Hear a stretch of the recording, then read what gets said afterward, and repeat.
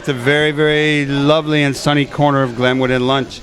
We are in the heart of Rogers Park. And once again, we're up here on the stage at the Heartland Cafe, where every Saturday morning we bring you another edition of the Live from the Heartland Show. I'm Michael James. I'll be your host this morning. My co-host Katie Hogan is en route to south of the border. And we hope she has a wonderful vacation in warm weather. And she's certainly deserving of it. And we look forward to hearing some reports from what's going on down there in Central America. Okay, we have a really nice lineup this morning. We're going to talk a little bit of football a little bit later. We're going to have filmmakers Bob Hercules and Dan Chase come on, along with Billy Taylor, and they're going to tell us about the new film about Billy called Perseverance, the story of Dr. Billy Taylor. That will be showing tonight at the Siskel Center.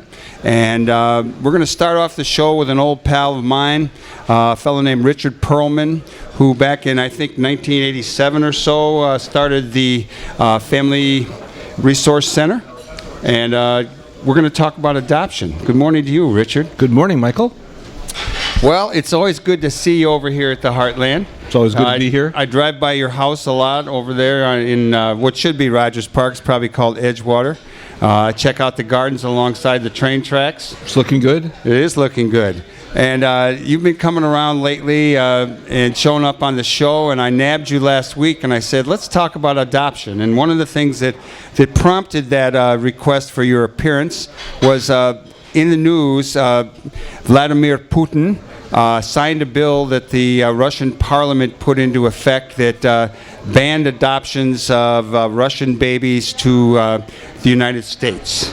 And that tweaked a lot of interest in my heart and in my mind. I do have a granddaughter who was adopted by my son and his husband, and she's a wonderful granddaughter, and so there's a lot of discussion about adoption in our family.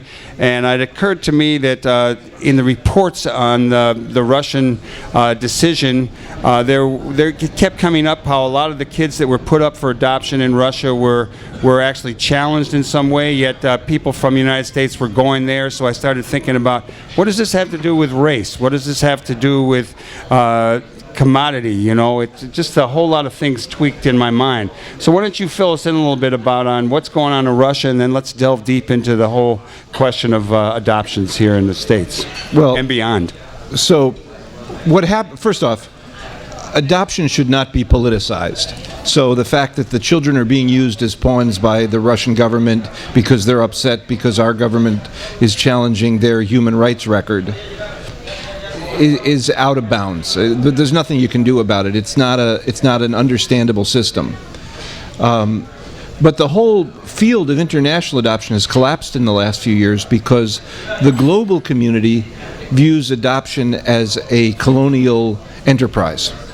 So large NGOs like World Vision, Save the Children, and UNICEF have all come out against international adoption. They would rather that orphan children stay in their countries of origin than go to homes in the West.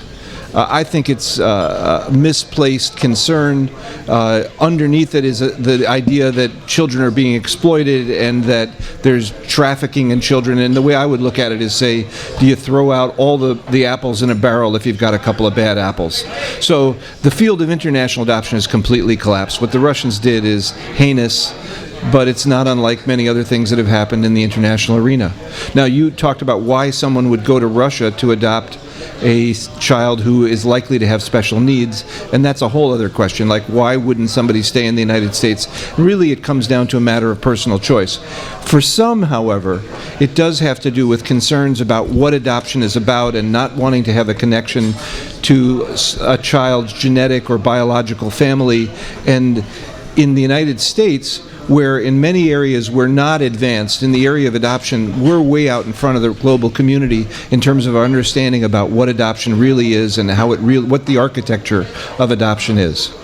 One of the things that you mentioned to me, Richard, while we were talking before the show, was the commodification or money involved in adoption. And you did say that the state of Illinois basically outlawed that practice of of adoptions being a money-making endeavor. Yeah, Can you fill us in on that? Because you also said that most of the states still don't have that kind of regulation. What Illinois did is we followed New York's lead, and we said that the only way that you are allowed to practice adoption in Illinois is on a tax-exempt, not-for-profit basis, which means complete transparency, full disclosure of finances. Nobody can profit from it. You have to have a volunteer board of directors, and only a few states have taken that position.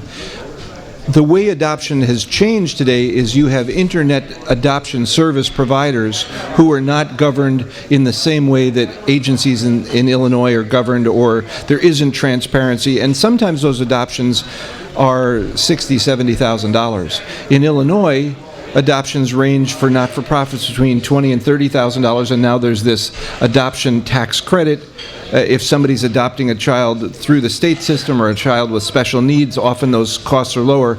Even at a $20,000 level, when you take into account what it costs to maintain overhead, administration, all the services that are associated with quality adoption practices, if it wasn't for donations, agencies like ours wouldn't exist. Well, let's talk a little bit about your agency, the Family Resource Center, because you started that, and you have an office. I believe it's on Ashland, Clark Street, right where they meet, across from Gethsemane Gardens. Yeah. And you've been there a long time, and you have a big sign that was painted on the wall. I remember. Tom Melvin. Yeah. And tell us a little about your. First of all, tell us how you were led to this field and developed an interest in it, and then how you ended up starting the Family Resource Center. Well, in a nutshell, what I saw was that there was a gaping hole in the way adoption was being practiced in Illinois. And the people who created FRC, in addition to myself, included birth parents, adults who were adopted as children, and adoptive parents, none of whom were satisfied with what was going on. And in 1987, the overwhelming majority of adoptions in Illinois were closed adoptions, where birth parents were treated like mushrooms, kept in the dark, fed on crap, told you've screwed up your life, otherwise you wouldn't have an unplanned pregnancy, and we'll take care of it. We'll manage this situation. Birth parents rebelled against that before the 1980s. They were being told, give up your child for adoption, don't ask any questions, and go on with your life as if nothing had happened. Well, that never happened. Birth parents always thought about their children. So the birth parents who helped create Family Resource Center said, what there's a need for is an agency that respects the women who are making this extraordinary decision to voluntarily place children for adoption, and they wanted to take an active role in choosing the family where their child would be placed. On the adoptive parent side, adoptive parents wanted to be able to question absolutely everything. They didn't want to have to be dealing with someone like the Wizard of Oz, just jumping when someone said jump. If they asked too many questions, being told that they had anger issues or they had unresolved issues around infertility.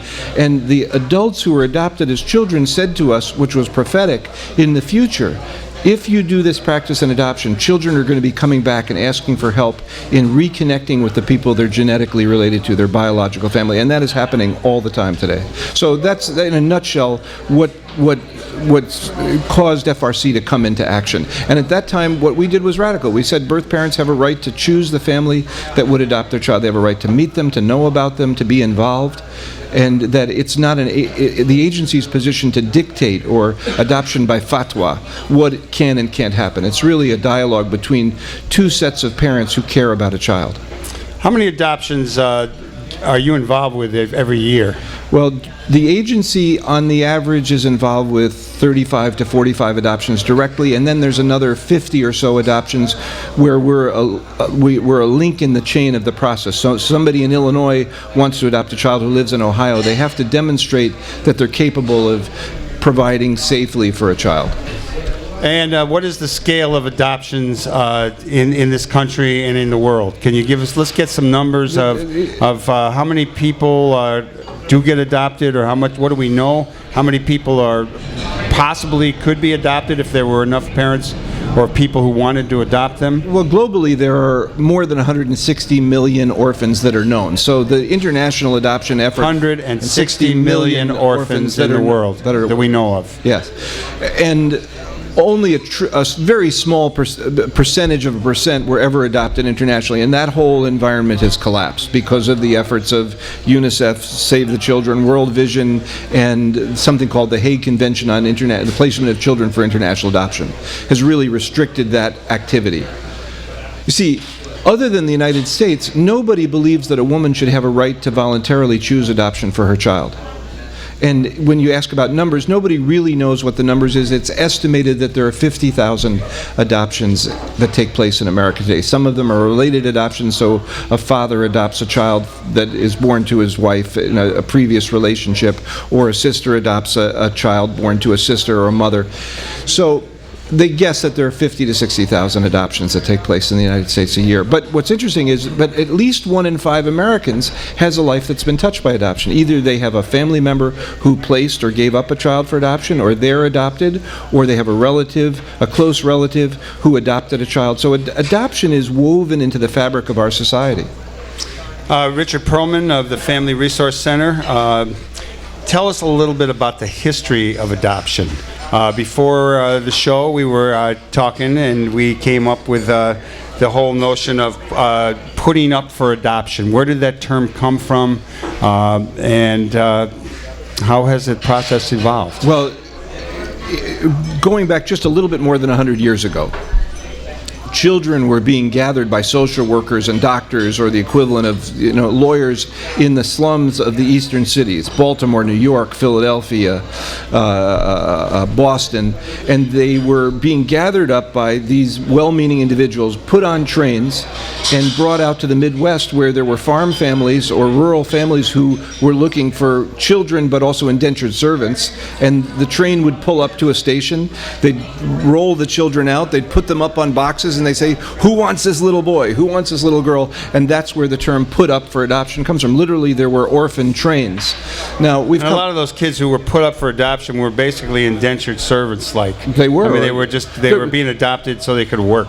And there was no regulation, there was no security about where those what kind of conditions the children were being entered into. Now, we've come a long way from there, but up until the 1950s and 1960s, you still had social workers, doctors, lawyers who were controlling the process.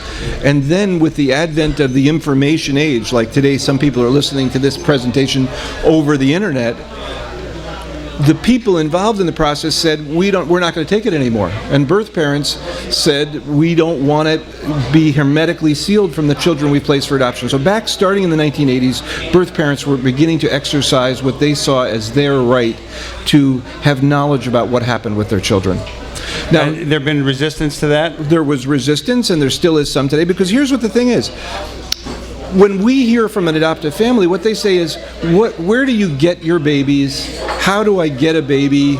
I want a little girl. Now, we get hundreds of emails all the time from people, and it's understandable, but they don't really, in the beginning, make a connection between where do babies come from and how does an agency get involved with a child that they can place for adoption. And the reality is, plain as day, it comes from a woman, frequently without the support of a man, who is making a decision to provide for a child through adoption. So the babies don't come out of thin air. They are connected to another family.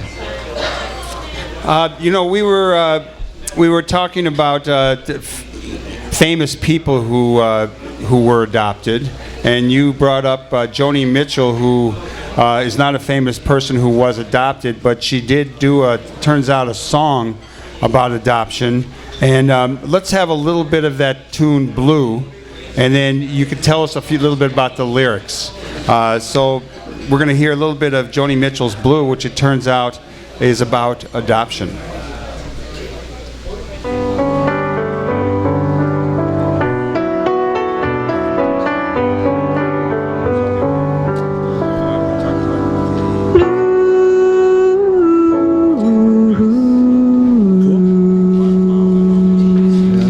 Guatemala was a sad scene. The other thing is about songs are tattoos, you know I've been to the sea before.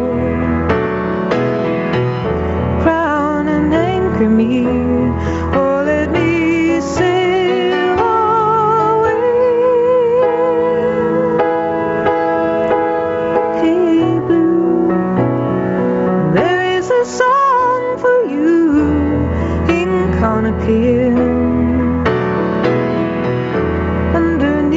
the skin, an empty space to fill in.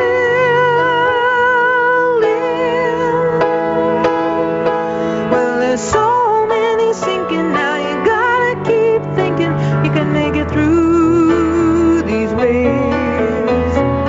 Acid, booze, and ass, needles, guns, and grass, lots of laughs, lots of laughs.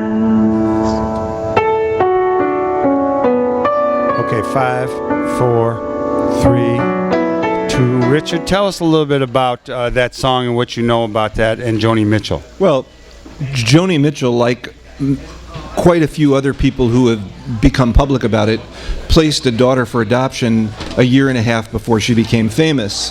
And her first album, Blue, was a code for her just talking about her feelings about having placed or given up her child for adoption.